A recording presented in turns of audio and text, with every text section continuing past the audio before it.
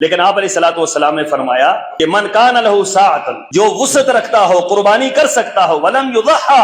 और वो कुर्बानी न करे,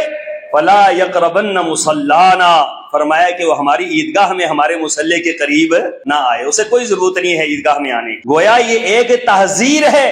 एक नकीर है, अल्लाह के रसूल सल्लल्लाहु अलैहि वसल्लम की तरफ से एक सख्त तरीन पैगाम है कि आप अगर इस्तिताअत रखते हैं, आप कुर्बानी नहीं करते, तो आप फिर नमाज पढ़ने के लिए क्यों जा रहे हैं? जिस रब ने नमाज पढ़ने का हुक्म दिया, उस रब ने कुर्बानी करने का हुक्म, जिस रब का एक हुक्म आप मान रहे हैं, एक नहीं मान रहे, तो आपका अपना मयार है मानने का अपना मयार तो नहीं होनी चाहिए, पैमाना तो अल्लाह का होना चाहिए कि अल्लाह क्या फरमा रहा है। वही रब जो ये बात कहता है कि ईद के दिन जाकर ईदगाह में नमाज पढ़ो, वही रब ये फरमा रहा है कि ईद के दिन सबसे ज्यादा जो अमल मुझे महबूब है वो क्या है? वो नहर है, कुर्बानी है। तो फरमाया कि जो अगर इस्तिताअत रखता है, उसके बावजूद कुर्बानी नहीं करता, तो उसे कोई जरूरत नहीं है वो हमारे ईदगाह के करीब है।